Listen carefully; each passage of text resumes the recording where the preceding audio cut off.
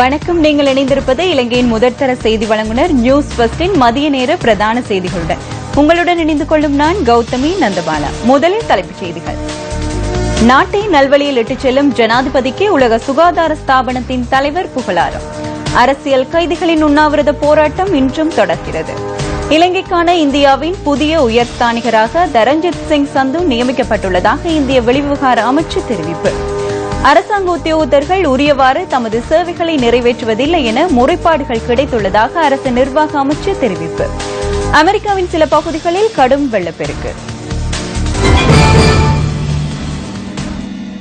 இனி விரிவான செய்திகள். இலங்கையில் சுகாதார சேவையை மேம்படுத்துவதற்காக ஜனாதிபதி மைத்ரிபால சிறிசேன முன்னெடுத்துள்ள திட்டங்களுக்கு உலக சுகாதார ஸ்தாபனத்தின் பணிப்பாளர் நாயகம் மார்கரெட் சென் பாராட்டியுள்ளார். தொற்று நோய்களை தடுத்தல் மற்றும் கட்டுப்படுத்தல் தொடர்பில் அமெரிக்காவின் நியூயார்க் நகரில் நடைபெற்ற மாநாட்டின் விசேட அமர்வில் கலந்து கொண்டிருந்த போதே ஜனாதிபதிக்கு இந்த பாராட்டு தெரிவிக்கப்பட்டுள்ளது. இலங்கையை பிரதிநிதித்துவப்படுத்தி இந்த விசேட அமர்வில் ஜனாதிபதி மைத்ரிபால சிறிசேன கலந்து கொண்டமைக்கு உலக சுகாதார ஸ்தாபனத்தின் பணிப்பாளர் நாயகம் இதன்போது மகிழ்ச்சியும் தெரிவித்துள்ளார்.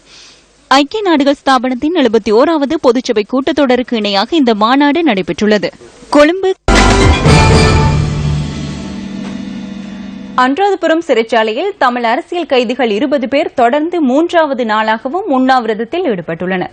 பயங்கரவாத தடைச்சட்டத்தின் கீழ் கைது செய்யப்பட்டு நீண்ட காலமாக தாம் தடுத்து வைக்கப்பட்டுள்ளதாகவும் தமது வழக்கு விசாரணைகளை துரிதப்படுத்துமாறும் வலியுறுத்தி தமிழ் அரசியல் கைதிகள் கடந்த புதன்கிழமை முதல் உண்ணாவிரதத்தில் ஈடுபட்டுள்ளனர். தம்மீதான சட்ட நடவடிக்கைகளை துரிதப்படுத்துமாறும் இந்த தமிழ் அரசியல் கைதிகள் வலியுறுத்தியுள்ளனர். தமது வழக்குகளை தமிழ் பிரதேச நீதிமன்றங்களுக்கு மாற்றுவதுடன் சட்ட நடவடிக்கைகள் துரிதப்படுத்தப்பட வேண்டும் என வலியுறுத்தி உண்ணாவிரதத்தில் ஈடுபட்டுள்ளதாகவும் அனுராதபுரம் சிறைச்சாலையில் உள்ள தமிழ் அரசியல் கைதிகள் கடந்த வாரம் அறிவித்திருந்தனர். புனர்வாழ்வு பெற்றுக் கொள்ளுதல் அல்லது தமக்கு எதிராக அனுராதபுரம் விசேட நீதிமன்றத்தில் வழக்கு தாக்கல் செய்யப்பட்டிருக்கும் வழக்குகளை வடமாகாண நீதிமன்ற எல்லைக்குள் மாற்றிக்கொள்வதற்காக கடந்த மாதம் தமிழ் அரசியல் கைதிகள் ஜனாதிபதிக்கு மகஜர் அனுப்பியிருந்தனர். இதேவேளை பயங்கரவாத தடைச்சட்டத்தின் கீழ் கைது செய்யப்பட்டு தடுத்து வைக்கப்பட்டுள்ள கைதிகளில் புனர்வாழ்வுக்கு உட்படுத்துவதற்கு தகுதியான 23 பேரின் பெயர்களை சட்டமா அதிபர் திணைக்களம் புனர்வாழ்வு அமைச்சுக்கு அனுப்பியுள்ளது. புனர்வாழ்வு பெறுவதற்கு தகுதியான 23 தமிழ் அரசியல் கைதிகளின் பெயர் விவரங்கள் நிதியமைச்சுக்கு தனது அமைச்சுக்கும் பிரதியிடப்பட்டுள்ளதாக சட்டமா அதிபர் திணைக்களத்தினால் அனுப்பி வைக்கப்பட்டுள்ளதாக புனர்வாழ்வு அமைச்சின் செயலாளர் வேலாயுதன் சிவஞான ஜோதி தெரிவித்தார். இதன் பிரகாரம் 23 பேருக்கு எதிரான குற்றச்சாட்டுகளில் திருத்தங்களை மேற்கொள்ளுமாறு சட்டமா அதிபர் திணைக்களத்திற்கு கோரிக்கை விடுக்கப்பட்டுள்ளதாகவும் அமைச்சின் செயலாளர் கூறினார். இலங்கைக்கான இந்தியாவின் புதிய உயர்ஸ்தானிகராக தரஞ்சித் சிங் சந்து நியமிக்கப்பட்டுள்ளதாக இந்திய வெளிவிவகார அமைச்சு தெரிவித்துள்ளது. இந்த நியமனம் தொடர்பில் இந்திய வெளிவிவகார அமைச்சின் உத்தியோகபூர்வ இணையதளத்தில் தகவல் வெளியிடப்பட்டுள்ளது. தரஞ்சித் சிங் சந்து விரைவில் தமது பதவிக்கான பொறுப்புகளை ஏற்றுக்கொள்ள உள்ளதாக இந்திய வெளிவிவகார அமைச்சு மேலும் குறிப்பிட்டுள்ளது.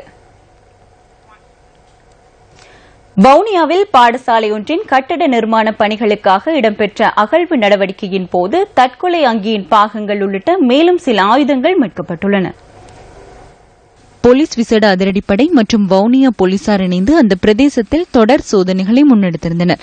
குறித்த ஆயுதங்கள் விசேட அதிரடிப்படையினரால் தமது கட்டுப்பாட்டின் கீழ் வைக்கப்பட்டதுடன் இன்று அவை செயலிழக்க செய்யப்பட உள்ளதாக போலீசார் தெரிவிக்கின்றனர்.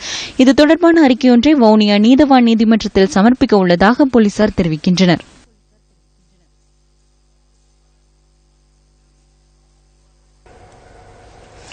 முந்தல் செம்பட்டை பகுதியில் உள்ள தோட்ட பகுதி ஒன்றிலிருந்து குடும்ப பெண் ஒருவரின் சடலம் மீட்கப்பட்டுள்ளது.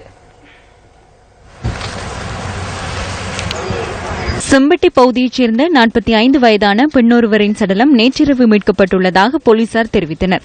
இந்த பெண் நேற்று முன்தினம் இரவு தனது வீட்டிற்கு அருகில் உள்ள கடைக்கு பொருட்களை வாங்குவதற்காக சென்று வீடு திரும்பாத நிலையில் அவரது மகன் மறுநாள் போலீஸ் நிலையத்தில் முறைப்பாடு செய்துள்ளார். இதனையடுத்து நேற்று மாலை பிரதேச தோட்ட பகுதியொன்றிலிருந்து பெண்ணின் சடலத்தை போலீசார் மீட்டுள்ளனர். சடலம் காணப்பட்ட இடத்தில் புத்தளம் பதில் நீதவான் இன்று காலை மரண விசாரணை நடத்தியுள்ளதுடன் பிரேத பரிசோதனைக்கு உத்தரவிட்டுள்ளார். பெண்ணின் மரணத்திற்கான காரணம் இதுவரை கண்டறியப்படவில்லை என்பதுடன் முந்தல் போலீசார் மேலதிக விசாரணைகளை மேற்கொண்டு வருகின்றனர்.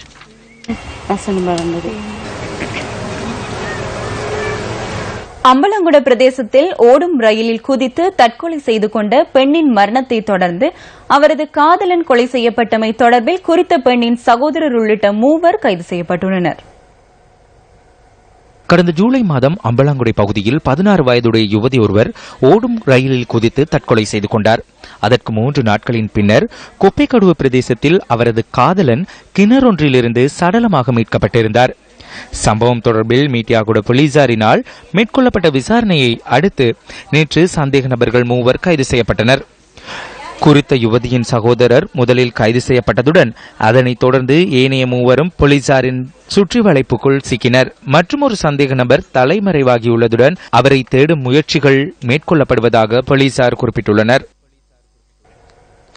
மேலும் சில செய்தி துளிகள் அடுத்து. கொழும்பு கண்டி பிரதான வீதியின் இதுககமுள்ள பிரதேசத்தில் இன்று அதிகாலை 3 மணி அளவில் இடம்பெற்ற வாகன விபத்தில் ஒருவர் படுகாயமடைந்துள்ளார். சம்பவத்தில் விபத்துக்கிலக்கான வாகனம் தப்பிச் சென்றுள்ளதுடன் குறித்த விபத்தில் படுகாயமடைந்த நிலையில் 28 வயதுடைய படல்கும்புர பிரதேசத்தைச் சேர்ந்த நபர் ராகம வைத்தியசாலைக்கு எடுத்துச் செல்லப்பட்டுள்ளார்.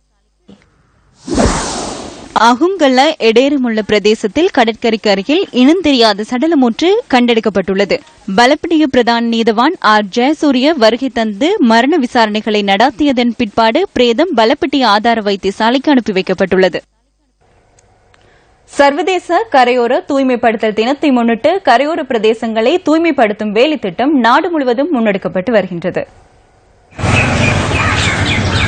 இதன் ஒரு கட்டமாக அம்பாறை மாவட்டத்தின் சகல கடற்கரை பிரதேசங்களையும் சுத்தப்படுத்தும் செயற்திட்டம் கரையோர பேணல் திணைக்களம் மற்றும் சமுத்திர சூழல் பாதுகாப்பு அதிகார சபை ஏற்பாட்டில் நேற்று நடைபெற்றது.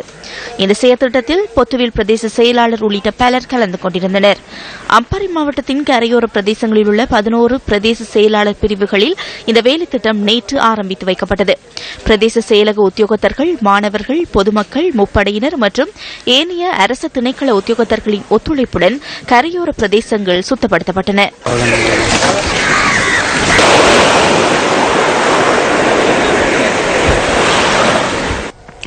அரசு உத்தியோகத்தர்கள் உரியவாறு தமது சேவைகளை நிறைவேற்றுவதில்லை என முறைப்பாடுகள் கிடைத்துள்ளதாக அரசு நிர்வாக அமைச்சு தெரிவித்துள்ளது. தமக்கான சேவைகளை பெற்றுக் கொள்வதில் சிரமங்களை எதிர்நோக்குவதாக மக்களிடமிருந்து முறைப்பாடுகள் கிடைத்துள்ளதாக அமைச்சின் செயலாளர் ஜே ரத்னஸ்ரீ கூறியுள்ளார். கல்வித்துறை, போலீஸ் மற்றும் பிரதேச செயலகங்களில் சேவையாற்றும் உத்தியோகத்தர்கள் தொடர்பிலேயே முறைப்பாடுகள் முன்வைக்கப்பட்டுள்ளதாக அவர் குறிப்பிட்டுள்ளார். எதிர்காலத்தில் அரசாங்க உத்தியோகத்தர்களால் ஏற்படும் இதுபோன்ற அசௌகரியங்களை தவிர்ப்பதுடன் வினைத்திறனான அரசு சேவையை உருவாக்குவதற்கான நடவடிக்கைகள் எடுக்கப்படும் என்றும் அரசு நிர்வாக அமைச்சின் செயலாளர் மேலும் தெரிவித்துள்ளார். இத்துடன் இன்றைய மதிய நேர பிரதான செய்திகள் நிறைவடைகின்றன. வணக்கம்.